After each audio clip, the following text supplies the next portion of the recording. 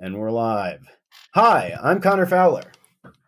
And I'm Matt Smith. And today it is our honor to welcome the big gun in Boston's, the Maven in Madras, the Titan in Tiger Stripe, the Levi's Luminary, the Mini Maestro, the Oxford Cloth Overlord, the Ruler in Ralph, the Padre from the Bay, the Guru of Good Times, Chairman of the Ivy League Intelligentsia, a man once familiar with Nantucket.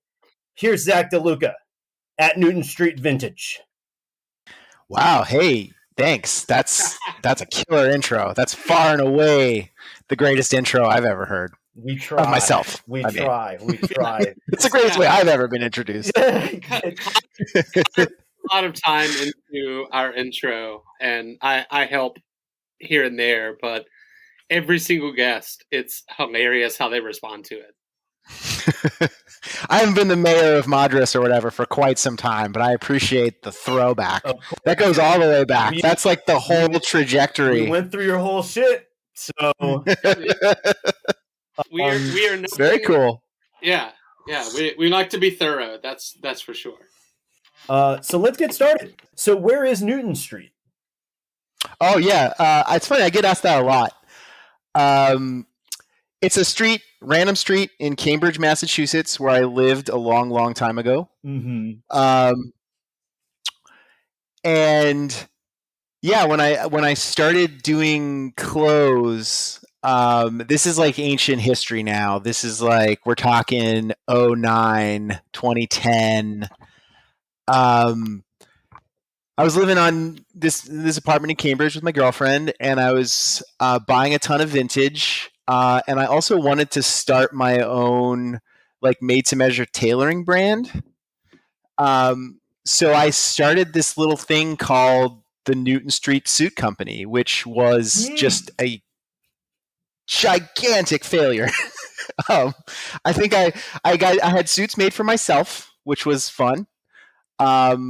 And then I had a couple of customers that I was able to like make and design suits for, but it kind of went nowhere. So that was like the start of like Newton Street. It was called the Newton Street Suit Company. I had like a stamp made. I was like DIY doing tailor tags with like a hand stamp and that whole thing. It was 2010.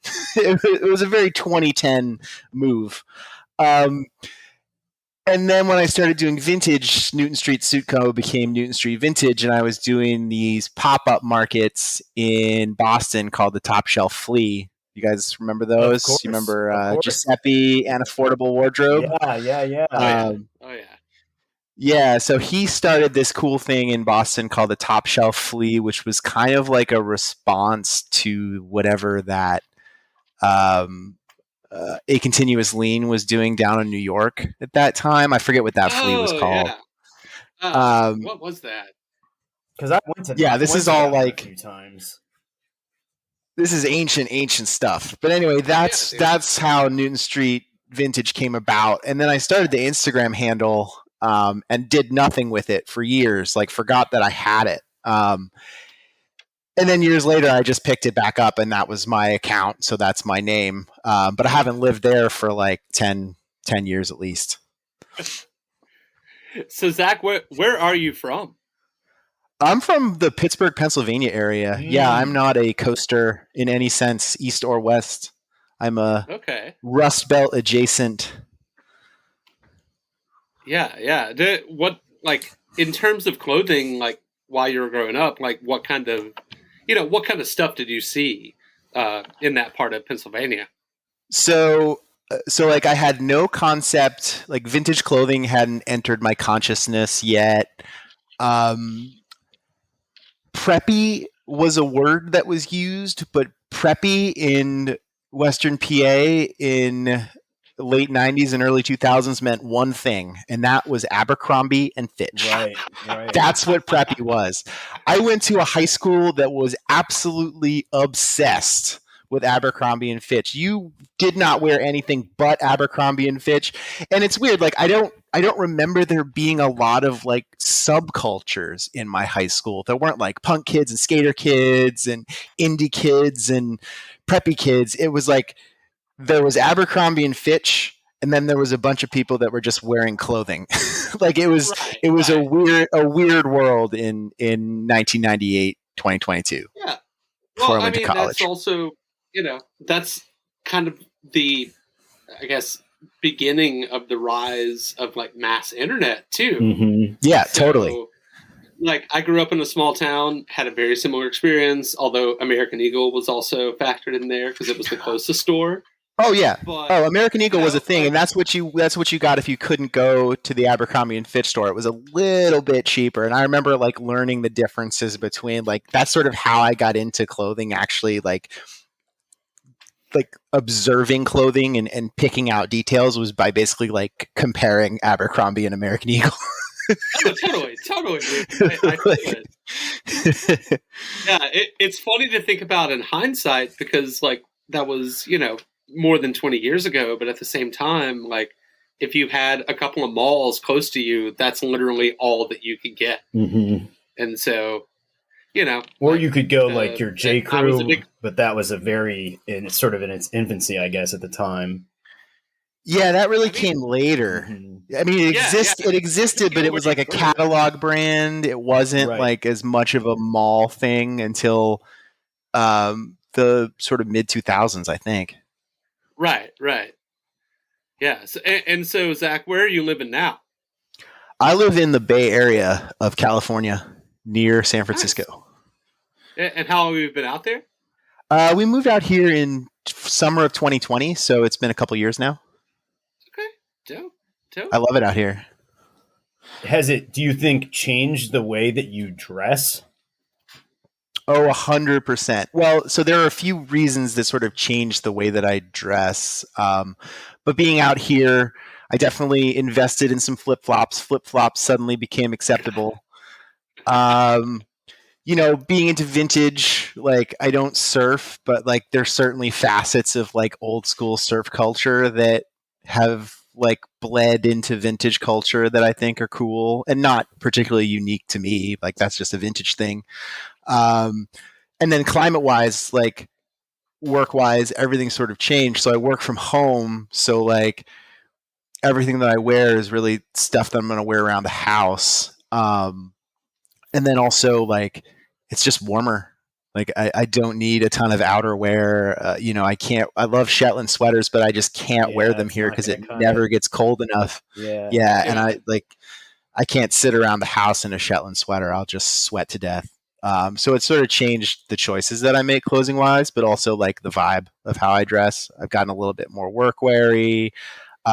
Suddenly moved to the West Coast, and it suddenly felt okay to like invest in a legitimate cowboy hat, which is probably not something I would have done back in Boston or Cambridge. So getting a little Western with it. My wife, who actually knows how to ride a horse, thinks it's hilarious because if you were to see me on the horse, I would be the least cowboy thing you've ever seen in your life. But yeah, and basically I put on my Western shit and I drive around in a white VW Jetta with a baby on board sticker on it. Fuck yeah, dude. Beautiful. So let's talk a little bit about Ivy style. So we know you went to Boston University. Did being in Boston influence your Ivy interests? And what drew you to Ivy style in the first place? Yeah. So being in Boston eventually sort of led me to Ivy, but not at first. When I was in college, I got into vintage, but it was like, this would have been like 2002 to 2006. So this was like the peak of the garage rock revolution. Mm-hmm. And I had when I was in high school, so this is probably a backtrack. I got into vintage in high school without really fully understanding what I was into, but I was really into like 70s music. And the other big thing that I think has influenced why I'm into clothing in general, regardless of the genre of clothing, is that from about second grade up until high school, I was homeschooled. So I don't have like older brothers who like initiated me into pop culture. So basically when I got to high school, it was like being like dropped into pop culture without a map. And I just had to kind of find my way around. Oh shit. Okay. So it was like I didn't have like it was like a blank canvas, and I had to catch up really quickly. And for whatever reasons, like I tended to gravitate toward older stuff. Like I wasn't necessarily into what was popular, even though I may have dressed like it at the time. Like my taste in music was just sort of like it just sort of was gravitated toward the past. Maybe because I had older parents. You know, my dad grew up in the 50s. My mom grew up in the 60s. So for a kid my age, my parents were a little bit older, and they had sort of introduced me to the music of their times. So like I remember getting really into music from the 70s, and I was really into Springsteen in particular. Like he was my first like pop culture reference, pop culture icon. And like if you remember like early Springsteen, he didn't look like he did in the 80s, right? He was this skinny dude with a beard and a big floppy hat, and he wore like bootcut jeans and Chuck Taylors. And so I started getting like, for whatever reason, I started gravitating toward like that kind of a look. And I was a little bit like out of place in high school. I didn't have a lot of friends. I was kind of a misfit. I felt really different because I hadn't gone to school up until that point. So like instead of like, and I tried to fit in for a while, right? I tried to like wear lots of Abercrombie and shit. And then I decided to sort of go the other way, like later in high school. And I started dressing a little bit more like Bruce, essentially. So I used to do funny shit, right? Like I sort of, you learn that like his jeans just look different. I didn't really know why, but I realized that they were like slightly flared at the bottom. So I used to like, honestly, swear to God, I used to wear like my sister's flared American Eagle jeans because that was the only way you could get like flared pants back in the day. Fuck yeah, dude. The girl jeans. The girl jeans was an institution. This was before like bootcut jeans became a big thing for dudes. So like I wouldn't do it every day, but like, you know, I would like wear them. Yeah, I mean, honestly, like in the early 2000s, and they weren't like studded Britney Spears jeans or anything like that. They were just like a little bit little rise, a little bit flared leg, like, you know, hey. It's like a 517, basically. Yeah. Pants are unisex. We know this now. So anyway, when I got to college, which was kind of like the question, right? Like, did being in Boston, I discovered a vintage store, and this guy owned this awesome vintage store, and it was just full of like 60s and 70s stuff. Not like super rare stuff, but he had all the jeans that I wanted. He had orange tab, 517 Levi's. He had the white tab flared cords. So like I kind of went nuts for it and just stocked up on that stuff. And then, like I said, this was like garage rock revolution. I kind of wanted to look like I was in the Strokes. You know what I mean? Like on a good day, on a bad day, I probably looked like I was in Jet. That's a deep reference. You know, we were going to all those shows. Like, I know you guys are like from the hardcore scene. I have no connection to hardcore whatsoever, but I was like an aspiring like indie rock guy in the early 2000s, although I didn't go that deep into it. But like, yeah, so I would go to shows, and I also, this is probably worth mentioning, I wasn't bald. I had a huge, like, floppy Bob Dylan afro. Nice. So I kind of looked more the part than I do now. And that was kind of my look all through college.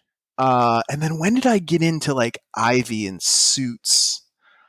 So after college, I got kind of a job that I didn't really want, but I needed it to make money.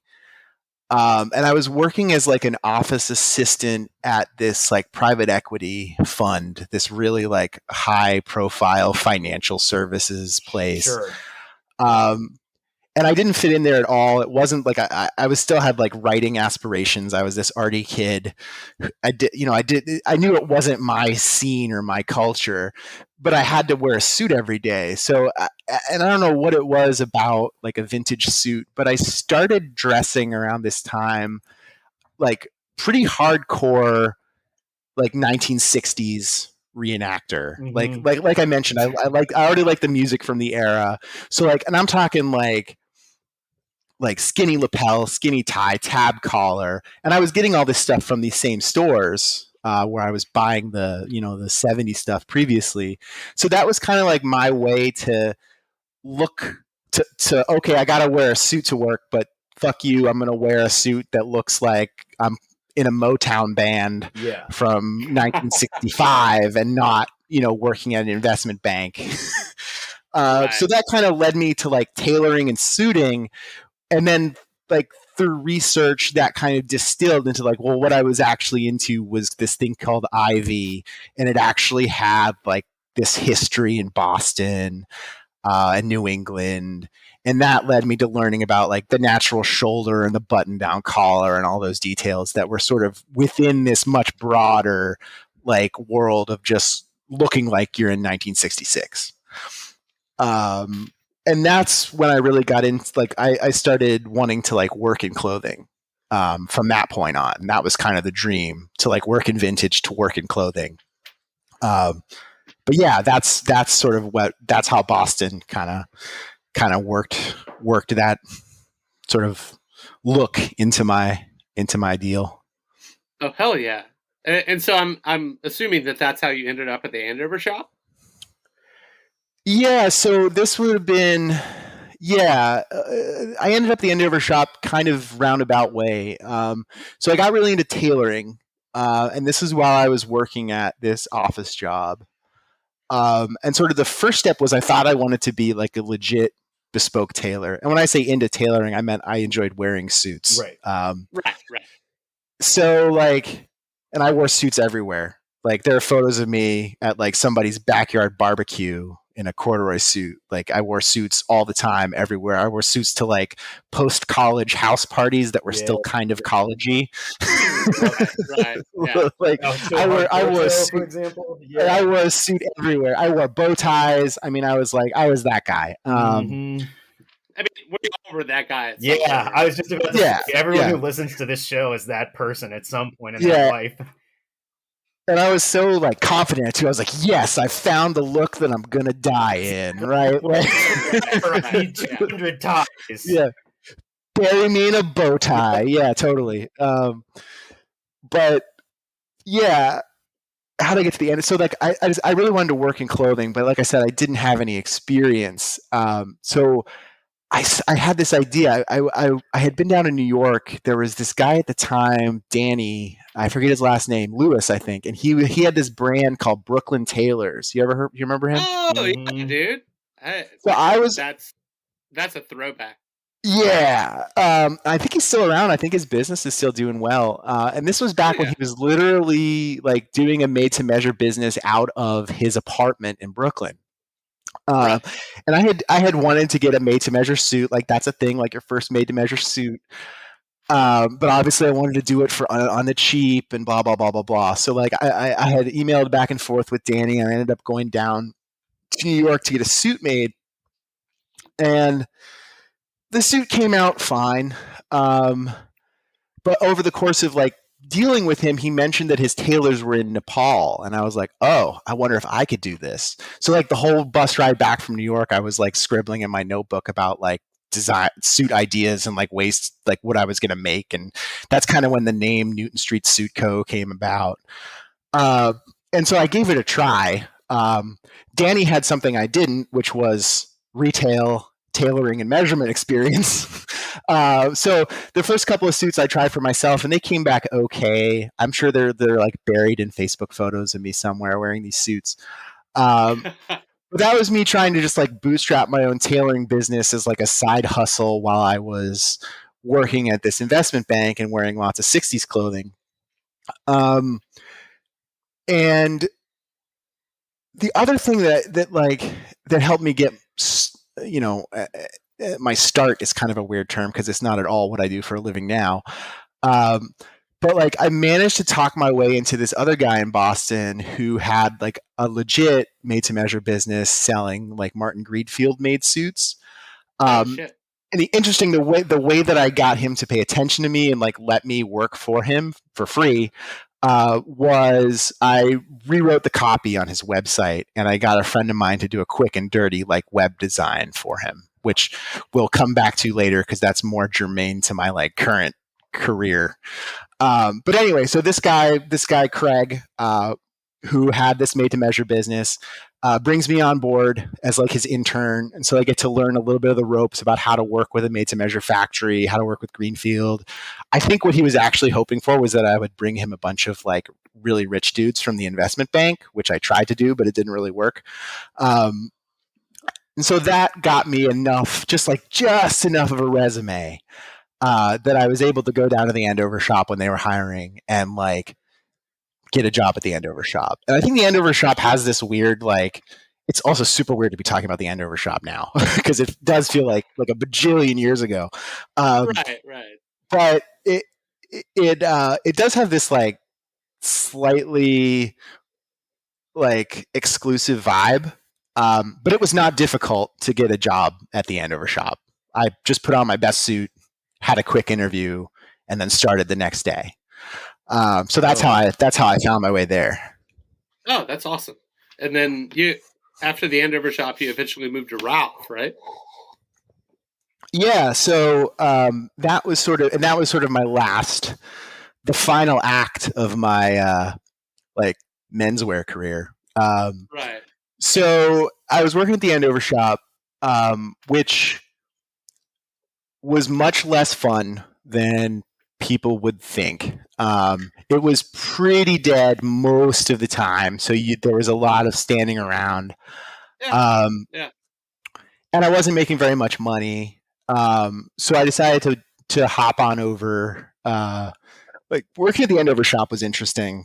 And I was like enamored with Charlie, the owner, because he's like this menswear legend, and and like, I got to learn at the feet. Charlie. Yeah, like him. So. Yeah, everybody knows who he was. Like, crazy famous people would come into the shop occasionally, but almost all the time it was pretty dead in there. And then I wasn't like doing a whole lot, right? Like it was like retail, but I was hoping that I could like learn at the feet of the master, right? But I was kind of just like a shop boy, and there wasn't a lot of shop boy activity to do. So we spent a lot of time dusting off the neckties, and so when the position at Ralph opened up, I figured it could be one, more money, and two, like I might actually be able to like learn more. So, and that was another place where I was like, oh man, I was like, am I handsome enough to work at Ralph Lauren? Am I and like, are the people there going to be really snooty and like luxury minded and off-putting? And to this day, like the people I work with there are some of the nicest, most down to earth. Like I still talk to my old manager from the Ralph store. This was when I say I went to work for Ralph Lauren. I meant I was a sales associate in a pretty nice luxury flagship store. They call it like the mini mansion. It's not at the scale of the Rhinelander mansion, but it sells a lot of the same stuff, and it's in this really beautiful like 4-story townhouse on Newbury Street in Boston. So it's like a legit like big deal Ralph Lauren store. But it's still retail, right? Like retail's retail. Mm-hmm. We sold all the polo stuff on the ground floor. But I got to work on the second floor where we sold luxury tailoring. And I got to be like the made to measure guy who took all the measurements and worked with the factory and stuff like that. So that was cool. I loved working. I had so much fun working at the store. The people were great. You could go absolutely all out, full Ralph 5 days a week if you wanted to, and no one would bat an eyelash, right? Like you could just bust out crazy Ralph Lauren looks if you wanted to. So it was a lot of fun in that regard. I made $0 and 0 cents. So that was stressful. And I wasn't like young at this point either. I was like pushing 30.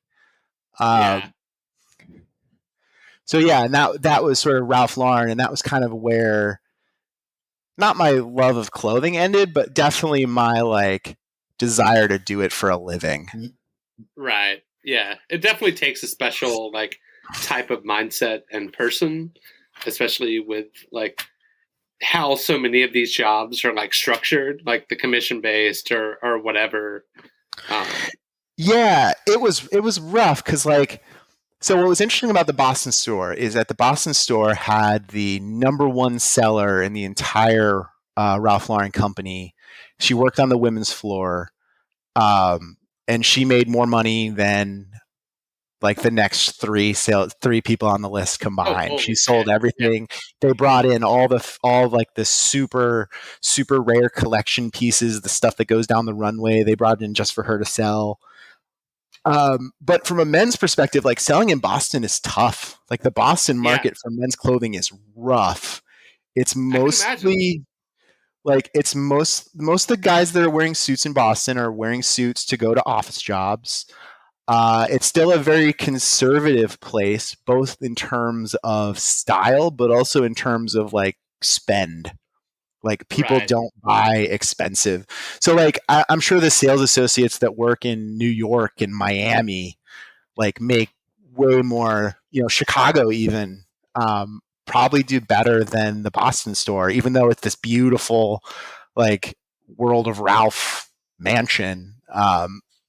It was just tough to sort of eke out a living. And I was pretty good. My first year there, I was the second highest men's seller in the men's department. So I was doing well, but it still wasn't like, I was still just barely eking by. And living in Cambridge, that's tough. Oh, totally. It sounds a little like DC, kind of. I mean, of course, like there's mega money in DC, but like it's very... people are not wearing fine clothing, they're wearing a sort of uniform. Yeah, it's very much the same, I think. Like Brooks Brothers would always do a ton of business. Yes, exactly. Everybody, someone, whether they were a multi-millionaire or just, someone with a regular job, like they would all go to Brooks Brothers. Mm-hmm. I mean, not to be droll, but last week we had photographic evidence of the president of the fucking United States going to Joseph A. Bank. Oh, Jesus. Dude, but that's Joe Biden. Yeah. He wears some Ralph. There are documented photos of Biden and Ralph Lauren. Sport coats. He gets around, certainly, but like, that's him, dude, is Amtrak Joe. Like, he is, he masquerades as an everyman, even though he is the president. Right. Totally. Right. Yeah. Yeah. It's just, it bums me out that like, this is the desire of even like, quote unquote, the most powerful person in the country. It's like, go get the buy one, get 25 free. Bullshit. Right. A suit made by a child. So, yeah. It doesn't really surprise me that Boston, along with DC, are not the, bastions of tailored clothing that you might think they would be. Because I guess people don't care, basically. Like, they have the power. They just need to look a certain way. And that way is not necessarily like elegant, but like domineering, I guess. Right. Yeah, it's like what I learned actually from selling men's clothing for a few years is that most men are really just like what they want is acceptability. Hell yeah. Right? Like they want to fit in, and if you can do that and have like maybe a subtle nod to like power, that's like the key, right? Like it was interesting to go back to when I talked about when I was working at the investment bank, like I gradually learned all these like subtle cues, right? Like dudes would wear like Joseph A. Bank suits, but they would wear them with Gucci bit loafers, right? Or one thing was like cufflinks. If you were a junior or like an associate banker, you weren't supposed to wear cufflinks. Only the senior guys would wear cufflinks, right? Or they'd wear like a regular old non-iron Brooks Brothers shirt, but they'd wear it with like an Hermes tie, right? Like those were sort of the moves in that world. There were very few dudes. There was one guy who wore a lot of like Isaiah, but there were very few dudes who like power dressed or luxury dressed, even though they were well within the means to do so. Well, it's sort of frowned upon, like at least in my experience working in DC, like it's really frowned upon. And it's like, I would go as far as to say, like, slandered as being like homosexual. If you dress nicely, then like you're just kind of a weak person. You know what I mean? You need to be wearing the same suit every day, same tie, no variation, and that is your strength, is the uniformity, class uniformity, basically. Yeah, there's definitely an element of that, I think. Yeah, totally. And then there was me, and I remember the other thing that was really funny. This is just kind of a random story, but talking about like power dressing versus dressing for yourself versus like trying to stand out versus fit in. I went to grad school in like 2009, 2010, and I was super into suits while I was there, and I had this part-time job at a law firm, and it was great. I did the same shit that I did at the investment firm, but I did it only like 20 hours a week after classes. It was a graduate degree, so it wasn't like I had a full day of classes every day. And I would wear the one suit that I wore, I swear to God, was like a one-button Shantung silk, like emerald green suit from the 50s with like super pegged pants, and I wore it with like pointy black shoes and a super skinny black knit tie and a tab collar, and I looked like I was about to play in like Sam Cooke's band. Yeah, dude. And I would go to this like super conservative law firm in the UK, in Scotland, to work every day, and it was really funny because like I also didn't have like the clothing language at that time to really know that what I was doing was totally outside the bounds of like how you're supposed to look in that environment, even though it was. I just thought I was wearing a suit. Everyone here is wearing a suit. I'm wearing a suit. That suit's blue. My suit's green. Like it wasn't like a fully intentional like move to try and appear different. It was just like me being into that shit and thinking like, well, I gotta wear a suit. Guess I'll wear my emerald green silk shantung. Like I must have looked pretty wild to some people. I used to wear Madras. We lost him. Are you being Scotland? They didn't have a ton of context for what Madras was, so they were like, "Oh, you're wearing tartan." I'm like, no, this is Madras, man. Yes, exactly. Well, so I wanted to ask you, because I did this a little bit later than you. I'm 32, so I kind of came up wearing suits. I was working for a congressman. I wanted to wear a suit. I bought it at Marshall's. I didn't know what the fuck I was doing. But later, I was really peacocking and wearing like wild shit. And like, it just didn't work out for me. You know what I mean? I don't know. How did people perceive you? I don't know because they didn't tell me. I imagine they perceived me as a little bit strange. But it was also like in the position that I was in these places, like I was kind of not an outsider, but I was sort of I was the help essentially. Like I was the guy who brought you your mail. So it's not like I was going to client meetings in sure. You weren't in the like room. emerald green suit. Like I wasn't really a person of consequence, and like I gradually sort of let that sort of allow myself to wear what I wanted. But I'm sure some folks in that environment might have looked at me sideways. Surely, yeah. I didn't really care about it. Well, the green suit is, but the green suit is verboten. That's like a big no-no. And then obviously, like when I was working in clothing, it was totally the opposite direction. Where it was like I felt like I needed to look really, really good in order to be able to sell this stuff. And being at Ralph, like, I tied a pink sweater around my neck. Like I wore velvet slippers. Like at one point, like I had so many damn suits. It's so funny now because I have almost zero suits. But at one point I had like a whole room full of suits. And that was like my closet was like a spare bedroom, and 3 of the 4 walls were lined with racks that were just covered in suits, and they were all secondhand suits. Mm-hmm. But you know what I mean? Like I would totally just go all out patterns and colors and the full Ralph Lauren look.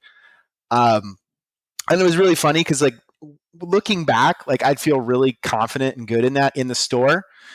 But once you left the store, once you got on the T, once you were walking down the sidewalk, it was a little bit of a different feeling, and you were like, "Oh man, like I I used to walk down the street in like a Panama hat and a white linen suit, like just like crazy shit, right? Like, and that was like, I wanted to be in menswear, so that was like my world, right? Like, I felt like I needed to sort of look better and different. And I've kind of like dialed that back so much that part of what I love about like true vintage, to use the term that people are using nowadays, or like canonical vintage, which is kind of what I call it, is that like that's actually a great term. Dude, I've never heard that before. That's fucking money. So like canonical vintage is just whatever's in those like Japanese books, right? Like lightning and like that's the canon. It's literally the body of written material that's defining what this stuff is.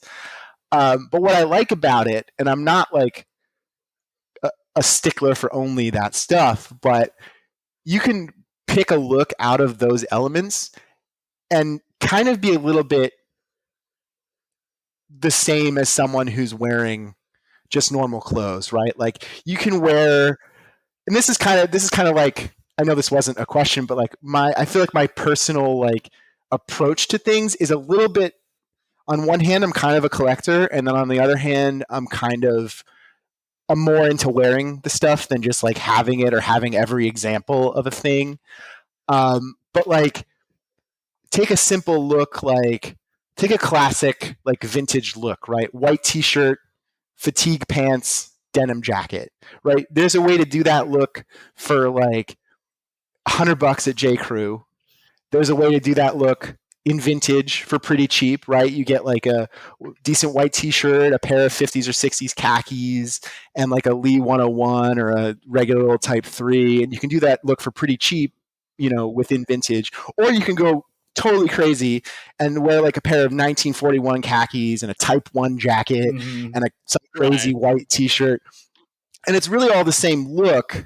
It's just different details, and you can like get into that, but still be just a dude wearing a t-shirt and a denim jacket, and not have it be this like look, this total look that's like screaming for attention. And I think that's kind of a bigger change. Which is not to say that I don't still enjoy wearing tailoring. I still like to occasionally, but it just like the canonical vintage stuff for me is just like, it satisfies those two things, right? And I think the other thing that's really interesting, like shift, like career-wise, attitude-wise, life-wise, is like I found myself in like a job in an environment where like I didn't feel as much of an outsider, and I kind of wanted to like fit in with the world a little bit more. And that's how like, and then that weirdly like brought me back to the stuff that I had originally liked with vintage in the first place, the rock and roll stuff, the 70s stuff, gradually like the military stuff. I started wearing bootcut jeans again for the first time in legitimately 20 years. Like, you know what I mean? I look at old photos of myself now from like 2002, and I'm like, oh, I kind of look cool back then, actually. I had like pink tinted and a Western shirt and like Levi's 517s and cowboy boots.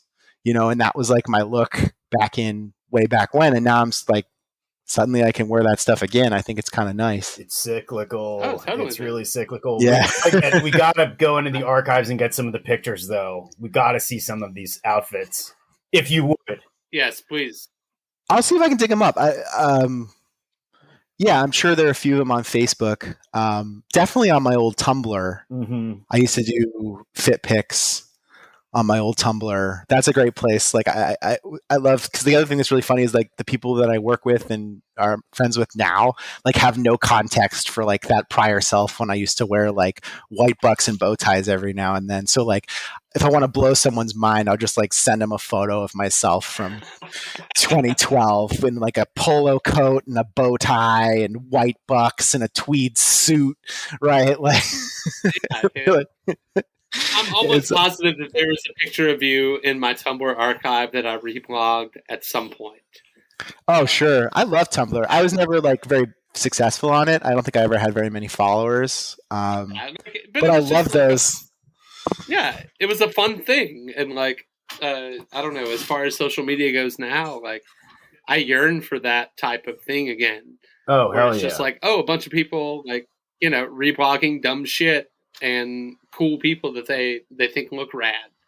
Yeah, Like, I do okay. miss Tumblr. It was so easy and like carefree. It was. And Dude. this was like pre-influencer, Mhm. although like the sort of the mainstream hashtag menswear guys had sort of been around at that point.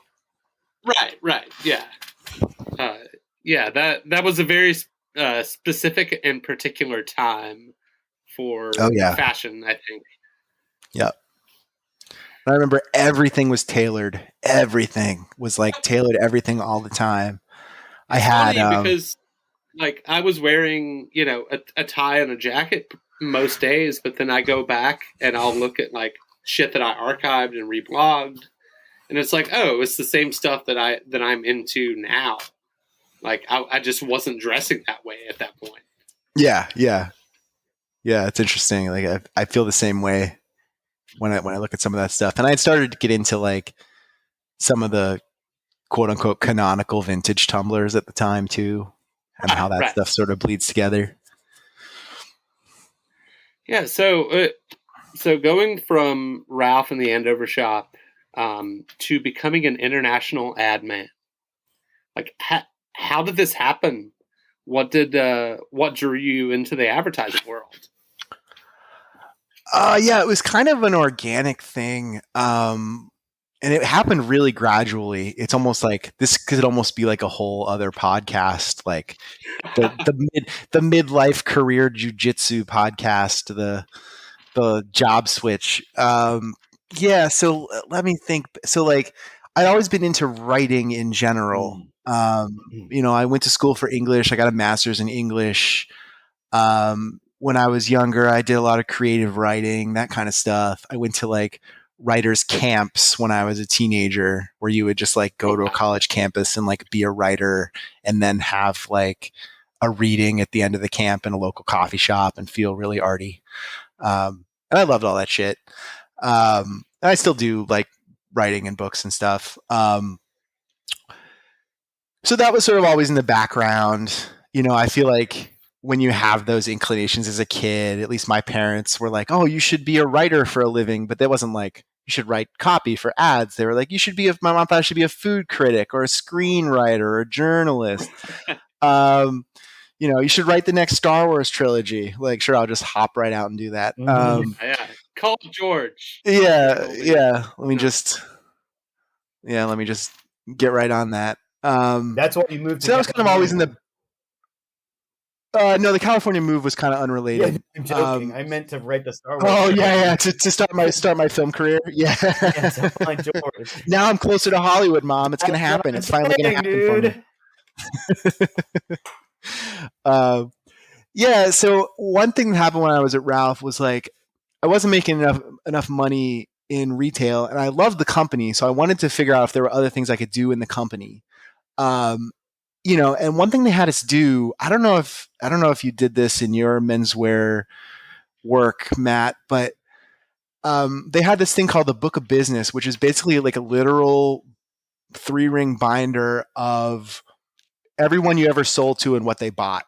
And they would have us like for a few hours a week, or like there was a certain quota we had to hit, where you would have to like go into the office because there was only one computer, right? Or you could do it from your phone too if you wanted to.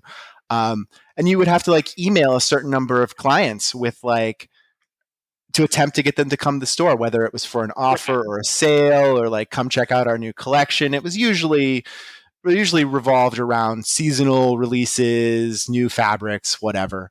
And so they used to make me do that, and I didn't mind it. It felt like a good sales tool, but it also occurred to me like the script that they gave me was like this incredibly like florid and long-winded thing. And I sort of knew from like my experience in sort of the corporate America world that like that wasn't the most efficient or effective way to talk to people or to entice them. So I kind of rewrote the script, right? And then somehow that rewritten script got circulated. So people in other stores started using my script. And with that, that wasn't a big deal, but it just sort of planted the seed like, okay, if I'm going to be writing marketing emails for Ralph Lauren, why don't I go to corporate to their marketing department and make however many times more money writing marketing emails for Ralph Lauren. I didn't even know that that was called copywriting at that point, but I just I feel like, I love this brand. I've been performing really well in the job that I have. I have a good relationship with my manager. Like, I want to see if I can make a move to corporate. And they had like an opening in the marketing department at the Ralph Lauren kind of has its own internal ad agency. And I was like, great, this is perfect. Immediately rejected because I had no agency experience. So I was like, well, shit, I guess I'll go get some agency experience. And that led me down this really long kind of, pothole filled path of like trying to figure out how to get it into an ad agency. I was doing a lot of informational interviewing. I had like a pretty good like writing sample because I'd been doing all the writing for Ivy Style. I had all like the product-y, sort of pithy little paragraphs that I was writing for my Etsy store, Newton Street Vintage on Etsy. Occasionally I still get a message about it, which blows my mind. Yeah, I probably should have mentioned that. Newton Street Vintage was also an Etsy store way back. Yeah. I think I remember you from that. Like, yeah, I feel like that was that like portrait of the dude in the bow tie. Occasionally, people still message me about it.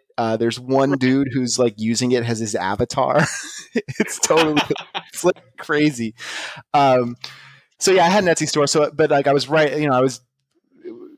I take a whole day, right, to like write 30 product descriptions or whatever. So I had a decent writing sample. And I learned that in order to get a job in advertising, you need a creative portfolio, right? A book of your work. And some people even go to school just to create that portfolio. There are portfolio schools where people who they're not accredited universities, and you go there and you just learn how to make advertising.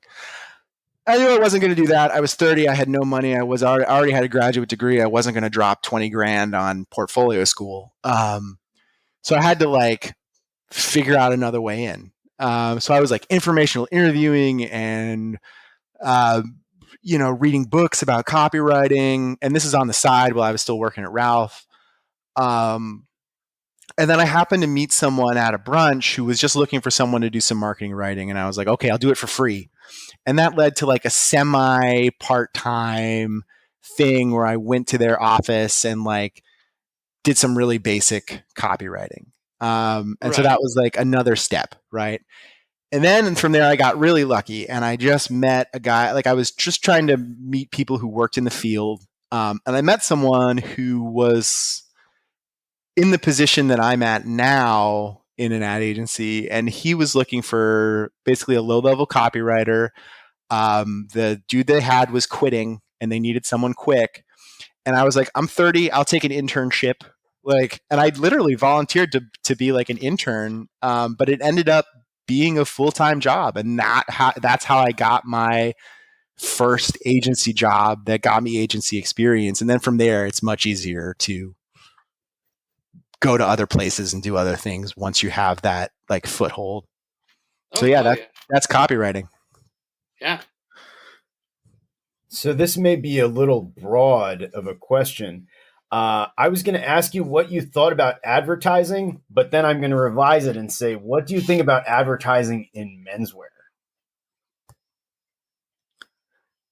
It's a good question. I don't really pay that much attention to advertising in menswear. They're really kind of separate. Not there, right? It seems like there is. It's not the same.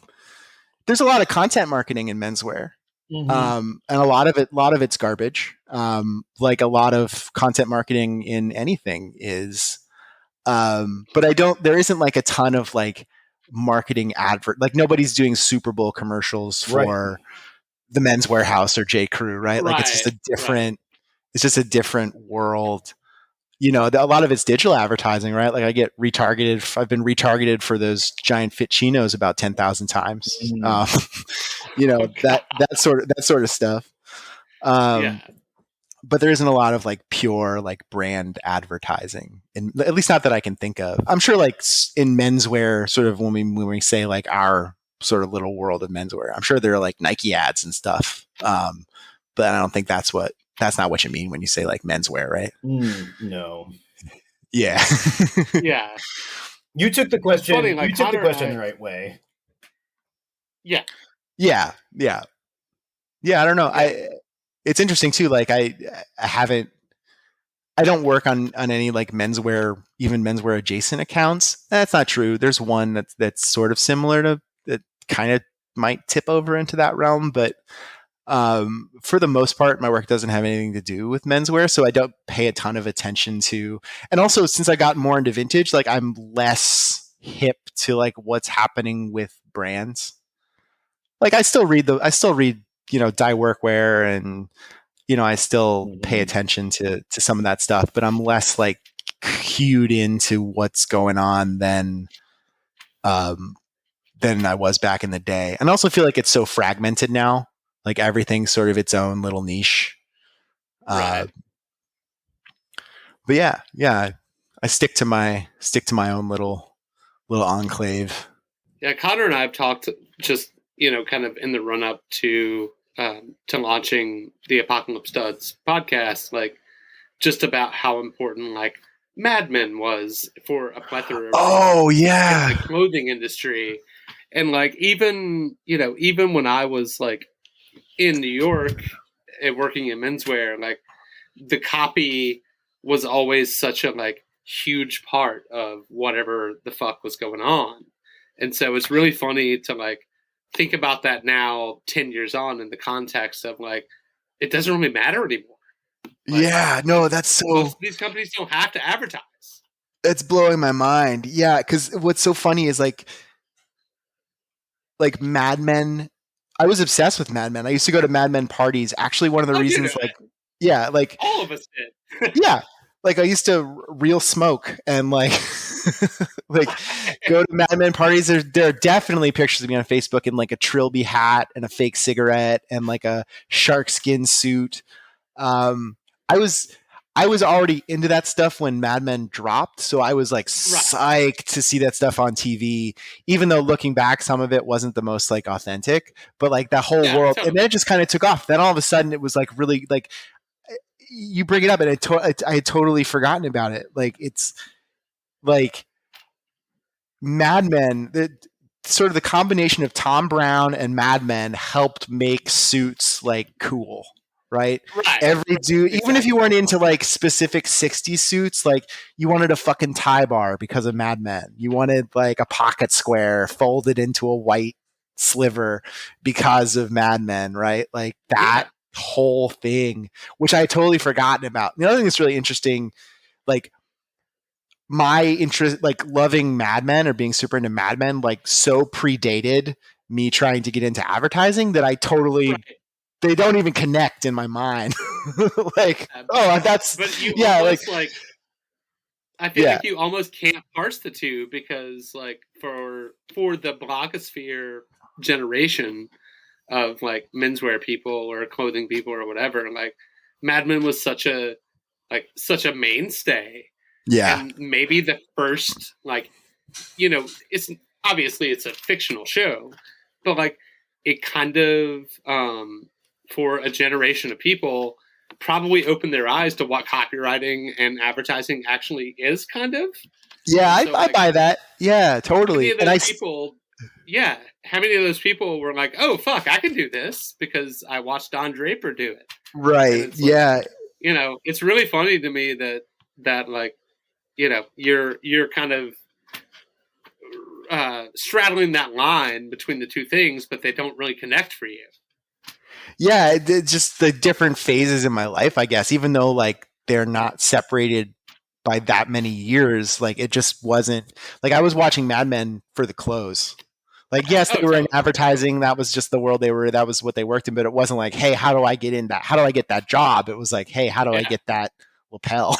And the job subconsciously worked its way in there, Right. Well, it's still funny. Like I tell people, I'm a copywriter. Like technically, I'm an associate creative director. ACD. Creative director is kind of those weird titles. Don Draper was a creative director. Like when people ask what I do, I tell them I'm a copywriter, and sometimes they know what that is, and other times they go, "Oh, so you like copyright infringement things?" And I'm like, "No, different copyright." So like the shorthand is like, to this day, like if somebody doesn't quite understand or isn't familiar with like advertising as a job, I'll be like, "Do you ever watch Mad Men?" I do what Don Draper did, except usually I'll tell them that I do what Peggy did, because that's actually probably closer to the truth. Peggy's the true genius of the show. Peggy, yeah, right. Like people are like, oh, and then the other thing is like, if people compare me to Don Draper, I'll say that I'm Peggy. Right. Yeah. Makes sense. But it's funny because the vibe of the ad world is nothing like that show anymore at all. Absolutely. And I think that might be why the connection is less overt for me, because they just seem like such totally different universes. You're not having a whiskey. But God, I forgot. Yeah, I forgot how much I love that show and how much we would have like Mad Men watching parties and just the clothes and everybody everything. was smoking the Lucky Strikes, and I was drinking a lot of Pikesville Rye, which like they drink in the show, which is bottom shelf in real life. Yeah, I bought a pair of a box of Lucky Strikes once and didn't realize they were filterless. Oh, that's the joy. I was not a smoker. I thought this was back in college. I thought I was being cool, and I was like drunk one night and went into the 7-Eleven and bought a pack of Lucky Strikes when what I usually would have been smoking was cloves, because I was that guy. Yeah. I was an artist. Nice. But I wanted probably not because of Mad Men, because that wasn't a thing yet. But I wanted to try Lucky Strikes, and I forgot they were filterless, or didn't even realize they were filterless. Yeah. So that was a gross evening. Unfortunately. Yeah. So I want to ask you about your rug/blanket collection. When did you realize you could buy whatever rug you wanted, or blanket? So it's really funny. I feel like there's a if you were to look at my Instagram photos and try and extrapolate what the rest of my house looks like, that is entirely 2000% not the case. So I work from home, and like we moved to California, and our house, I like where we live. But it still has like a hodgepodge of furniture. We've got 2 young kids, so like our couch is just like a stain-proof, dog-proof blob of a couch. I do not at all live like a curated life by any stretch. But I wanted there to be this, like, since I work from home, I wanted it to just be like this cool corner of my office that felt like my shit, right? Literally just like one wall. So it wasn't even initially meant to be like an Instagram backdrop. I was like, I've got this cool portrait that my friend painted. I've got this cool Mars poster. The blankets kind of came later.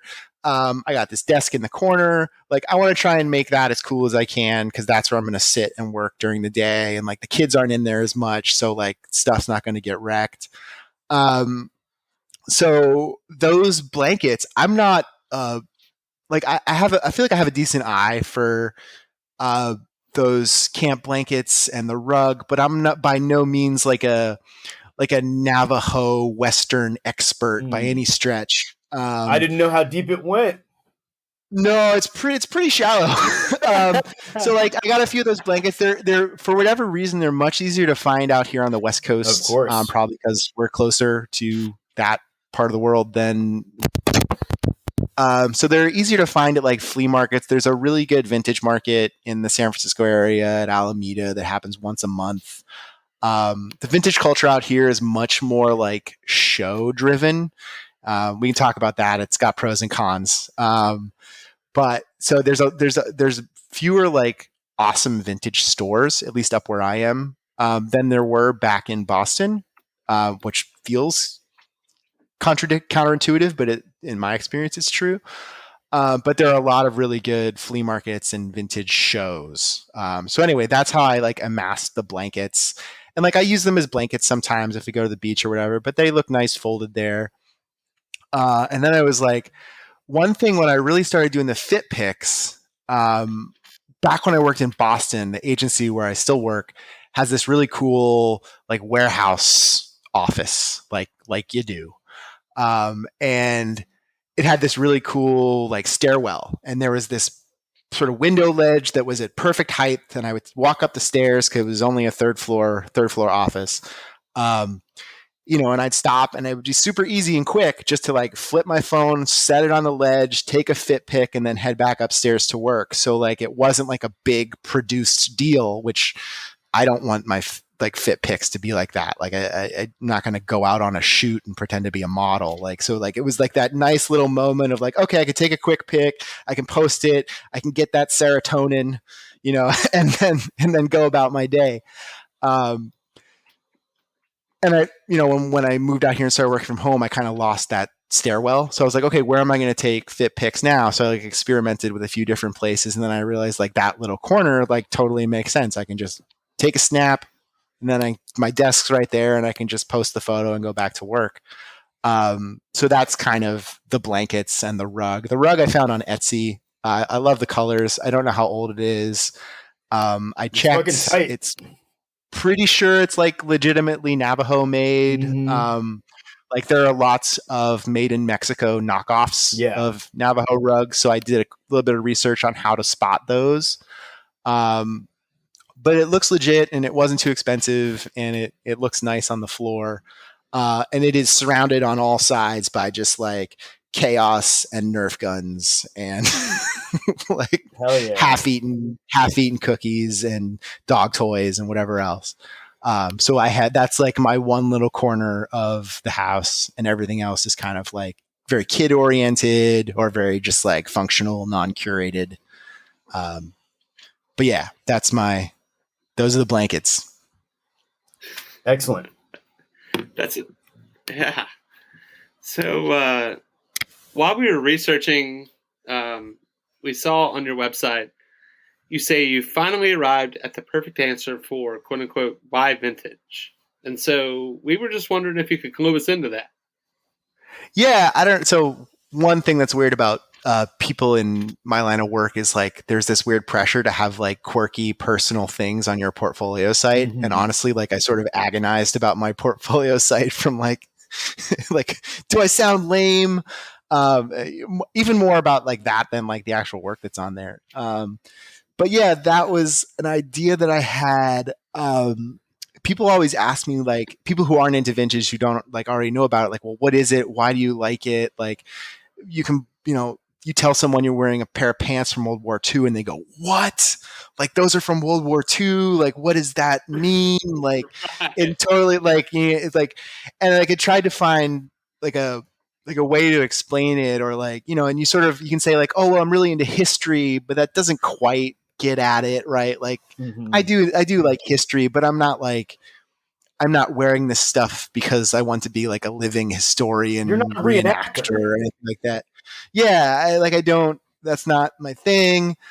So I was like, well, what is it about vintage clothing? Like, and I wanted to come up with an explanation that was like interesting. Right. Like, and the way that I sort of the way that I think about it is like, do you know why people, and this is totally roundabout, but like, do you know why it's hard to sell a house that someone's been murdered in? Like, even though rational, like if if a murder has happened in a house, it depreciates the value of the house. And the reason isn't anything rational, right? Like it doesn't like the mathematical likelihood of a murder happening there again doesn't go up. Like even if there are no visible signs, it still affects that house. There's something that's like retained in a non-rational, almost spiritual way in a house. Yeah. Well, in a way. Yeah. And I feel like that there's something about that in vintage clothing, that clothes sort of retain, and this is going to sound foofy, but like retain the energy or the spirit or something of the past. And it's not necessarily like a rational historical, oh, this was made in XYZ for XYZ purpose. And like, it's more of that like energy. And I think it's the reason why vintage clothes feel like meaningful and full of life, and something that's brand new on a rack feels sort of lifeless. Like these have sort of already been inhabited. They're things that have already been used and worn, and that actually gives them life instead of like expending their life. And I'm not saying in like a literal sense, like I don't like put on a P-44 jacket and become a Marine, or like put on a cowboy hat and become a cowboy. But there's an energy to these things, or a sense of them, that sort of gets retained. And it's also kind of the reason why vintage people aren't into repros, because you can't reproduce that. Even if you do a stitch by stitch reproduction, even if you've got the same machine and the same thread, and you can't create that again. It's something that only can be imbued through time and use. And I think that is the answer that I've like arrived at. It's not history. It's not patina. It's not, I want to look like I'm from the past and not from the present. It's that sense of like murder house energy, where something is retained. Something is retained that can't quite be explained. But once you're into it, once you sense it, you know it, right? Yeah, our previous guest to you, actually, on his Instagram bio, he says he wears dead people's clothes, and I think that is like that kind of sums it up too, a little bit differently. And I think it's character, right? Yeah, and not even necessarily physical character, but it's like it's almost just like. And maybe it's more about sort of the way the wearer feels or like thinks about things, but it's really, that relationship to time, right? To, that like somehow these like traces of lived experience like live on in the clothes, in sort of a non-literal sense. Yeah, of course. So that perfectly leads into our final question here. Which is oldest piece / favorite piece. You can give 2 answers or you can give 1 answer. But we're curious about that sort of thing. Oh yeah. Oldest piece is easy. I don't have anything super old. I'm not like a 1900s workwear guy. I don't have any chin straps. My oldest piece is probably a 1941 US Army denim chore jacket. Which is pretty old. Yeah. Nice. Hell yeah. Yeah. With the zinc buttons and all that good stuff. Wow. Yeah. It's up there, but it's probably not my favorite piece. Okay. Let me think about my favorite piece for a second. It's so interesting. Like the pieces that you find tend to like stay top of mind or be your favorites, but then they're not necessarily the pieces that you wear a lot. Yeah. Because there's the hunt, right? And then there's like the practicality of wearing something. Yeah, and it's also like the rarer something is, do you really like wear it all the time, or is it like are you a little bit more precious with it? I mean, I try not to be, but I'd say my favorite piece, my like never sell, it's probably my Levi's Type 2 jacket, which there's no great story behind. I bought it on eBay, but I bought it on eBay before Type 2 jackets became just insanely prohibitively, ridiculously priced. But also just like it fits me really well. Like I wore it when we drove across the country. I have cool memories in it. Like it goes with lots of stuff. Like I feel like if I wanted to, like if my style shifts a little bit, I could still figure out a way to work a Type 2 jacket into it. Yeah, I think that's probably my favorite. That's a solid one. Were you going to ask about the Hunter S. Thompson jacket? We considered it. I literally just traded that. I put it in the mail today. It's no longer mine. What? Yeah. You got rid of it? Yeah, it's no longer in my possession. It is currently en route to its new owner. Wow, dude. I would have never thought. I thought probably you were going to say that was your favorite piece. We do sort of anticipate answers when we're writing these questions. And I figured naturally lead into it, you know? Yeah, no, it was nice to have. But yeah, no, it's not. I don't think I call it my favorite.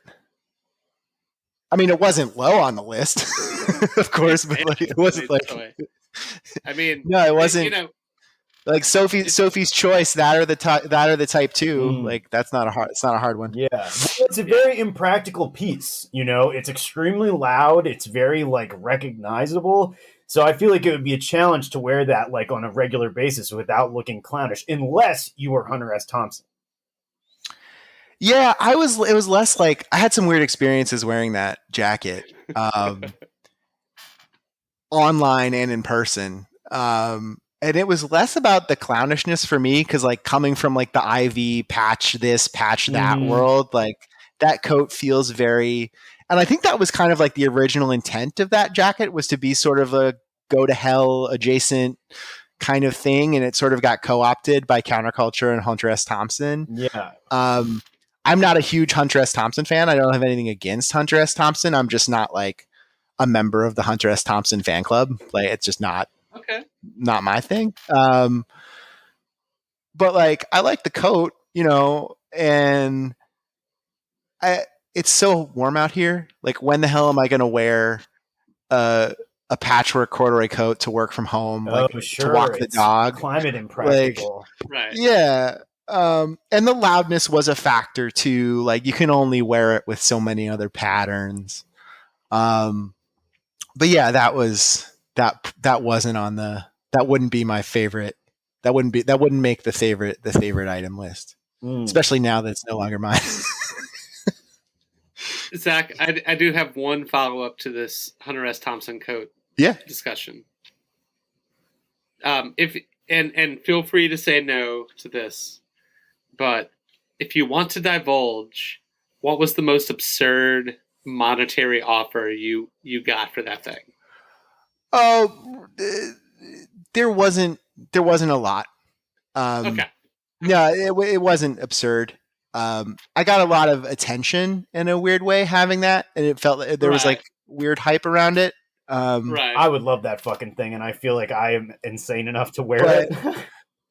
Yeah, so was I, but like, you know, and it's, I mean, it's loud, but they're all like pretty basic colors. Yeah, tan, red. Yeah, I mean, true.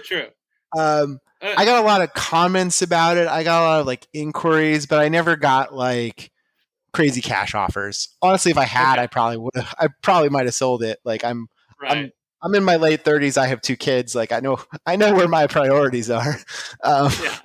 But you know, I didn't get any like crazy.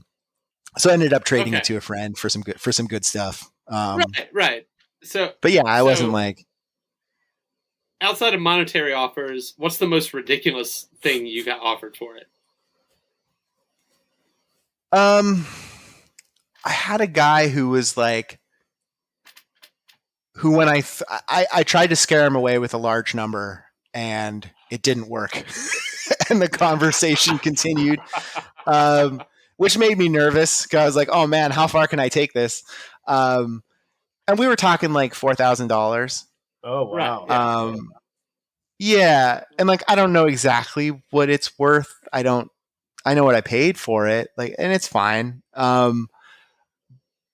But yeah, that wasn't the kind of like attention that I got. It was more generic, like for sale, bro, for sale, bro, for sale, bro, for sale, bro. Sounds like a 3D emblem t-shirt. Yeah.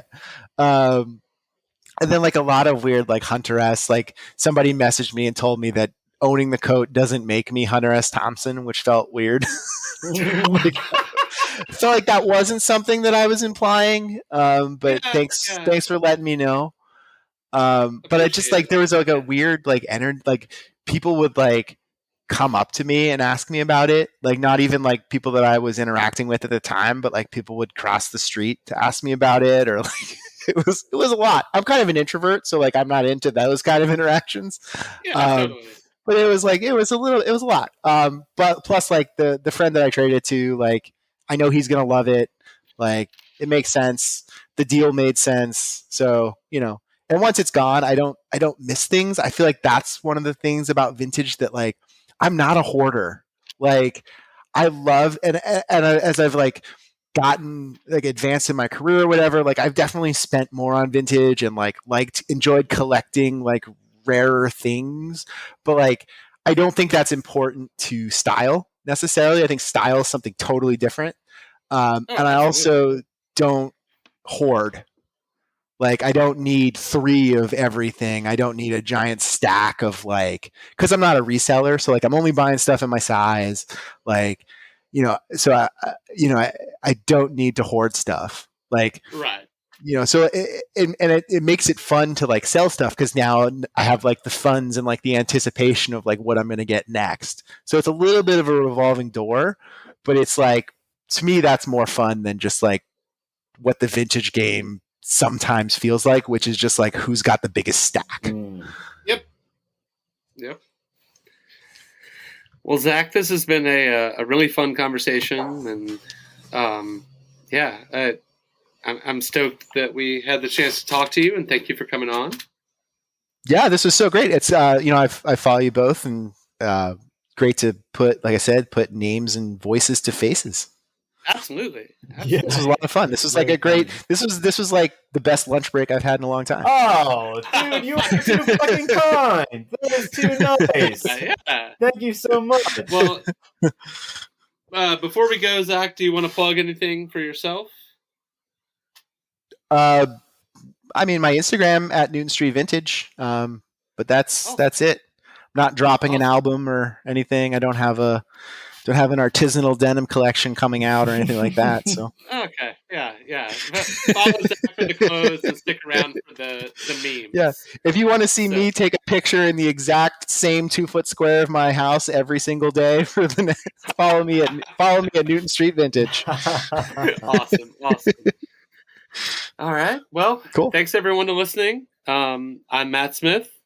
And I'm Connor Fowler. And we are at Apocalypse Studs on Instagram, at apocalypsestuds@gmail.com if you have questions, comments, concerns, whatever the fuck. And thanks to y'all for following along. Zach, thank you again for being here. Thanks for having me. All right.